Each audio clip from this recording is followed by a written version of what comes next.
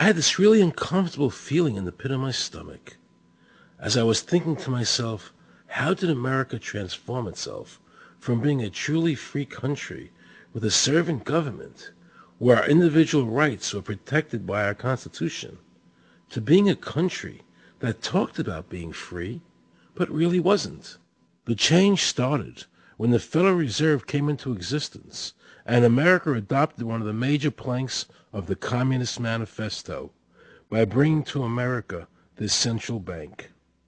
The very same people that backed the Federal Reserve System also backed the graduated income tax, a second plank from the Communist Manifesto. You know that the Federal Reserve is a private bank and not a government agency? No, I wasn't aware of that. It's a private bank? That would scare me quite a bit. What if you learned that the Federal Reserve makes money off the taxes you pay? How would you feel about that? Angry. Like I'm feeling right now. I would feel cheated by my government. I'd be angry. It kind of sucks. They're pretty much in control of everything. I decided to drive back to Washington to see Dr. Ron Paul. He had been a congressman for over 20 years. I had met him previously in 1998 when I was running for governor of Nevada, and I knew him to be an honest and sincere man, and I thought he'd be very helpful in letting me know what the future holds for the American people. Who owns the Federal Reserve? It's secret, and we can't find out what's happening. But the Congress created it, and it's not authorized in the Constitution. The government borrows money from a private corporation using the name Federal that prints United States on it, and then it pays back to the Fed, which is owned by private banks. We don't know who all those private banks are. The money that the government is paying back to the private bankers is the money that comes from you and me. Why in the world would the American government borrow money and pay fees on it when it has the authority to make the money itself interest-free? The Federal Reserve is no more federal than Federal Express. I've never seen a full list of ownership for the Fed. I don't think anybody has. The government works for a private bank, and the private bank works for its owners, the true masters. People talk to me about, the issue of Republican versus Democrat, as if they don't get it. And I say, look, here's the way you get it. It's organized crime. All you do is you call the Republicans the Genoveses, and you call the Democrats the Gambinos. The people at the top, they treat it like a crap game, like it's their crap game, like they're making lots of money. Occasionally somebody at the table shoots each other, but the moment anything threatens their crap game, they all unite to protect it.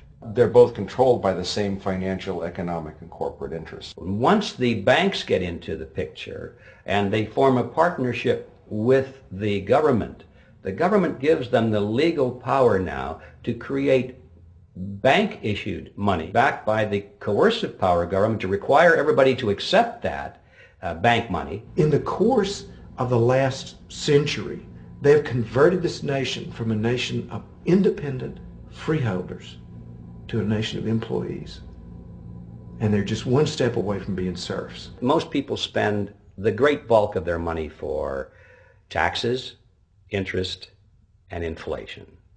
And all of that money goes to these two groups that comprise the cartel and their partner, the federal government.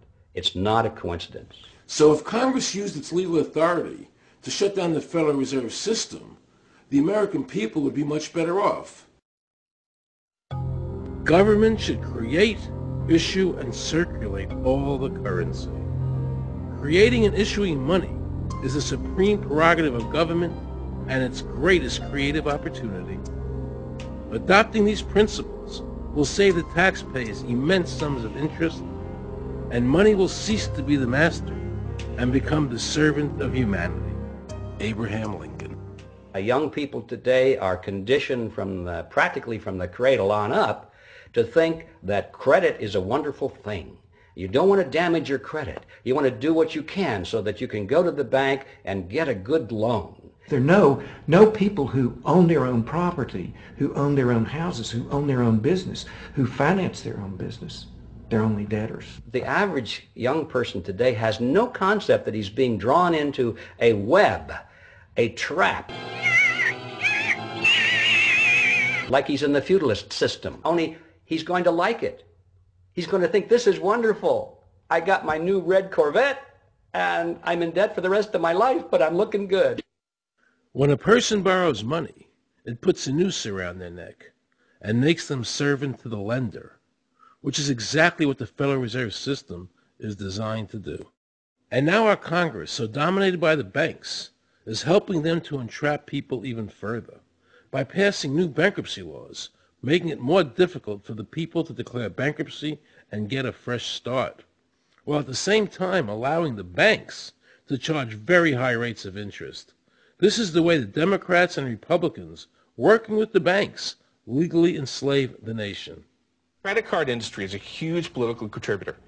And unfortunately, Can it be that, it just seems so, like I say, just bald. You know, this idea that credit card industry gives a lot of money to the government so they will protect them even to the just abject disinterest of their own constituents. That happens kind of a lot. The board of directors of the Federal Reserve System is chosen by the president from a list prepared by the bankers themselves. The process of finding a Greenspan replacement is ongoing and is being managed by a small group of people responsible for coming up with a list of nominees. It's important that whomever I pick is viewed as an independent person from politics. If the American people ever allow the banks to control the issuance of their currency, the banks and corporations that will grow up around them will deprive the people of all property until their children wake up homeless on the continent their fathers conquered. Thomas Jefferson. So the Federal Reserve is actually an illegal entity functioning within government. It's illegal, and what we have given to this so-called agency is the authority to counterfeit money. Do you have any points of view about the Federal Reserve and how the Federal Reserve operates? They just enter something on a computer. Oh, you need 20 billion today. Here's 20 billion, but they got that out of thin air. It came out of thin air, it goes to the Treasury then pays the bills. So it's no different than monopoly money.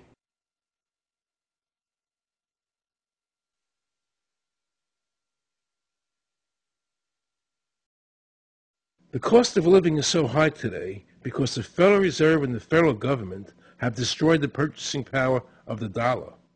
The dollar today is actually worth about 4 cents, despite the fact that the government, the Federal Reserve, and the media keep telling us that they're protecting the value of the dollar. This is a lie. All countries who have ever attempted to create money on thin air, the currency is eventually destroyed. Why did we give a monopoly of creating money out of thin air to a private corporation? The result is exactly the same as if someone were picking your pocket every year, because that's exactly what they're doing. Originally, paper was a receipt which is used as evidence that the money exists. Over the years, of course, the government has disconnected the paper from the actual tangible substance, which is money. So now we have a piece of paper which is evidence of nothing. In the past, people were able to take their receipts, the paper, to the bank and get the real money, the gold, in exchange for the receipt. This limited the amount of money that could be printed, thereby protecting the purchasing power of your savings. You don't have to worry. That's good, because I work 3 jobs and I feel like I contribute. You work 3 jobs? 3 jobs, yes. Uniquely American, isn't it? I mean, that is fantastic. In the absence of the gold standard, there is no way to protect savings from confiscation through inflation. There is no safe store of value. Gold stands as a protector of property rights. Alan Greenspan, before he went to work for the Federal Reserve System. Now Alan Greenspan and the other central bankers want you to believe that the receipt, the paper, is the real money. This is nothing more than sleight of hand. It's a magician's trick. Because for them to maintain control over the government and the people, they have to convince you that this paper is really money, because that is the essence of their power and our powerlessness to maintain control over our own government.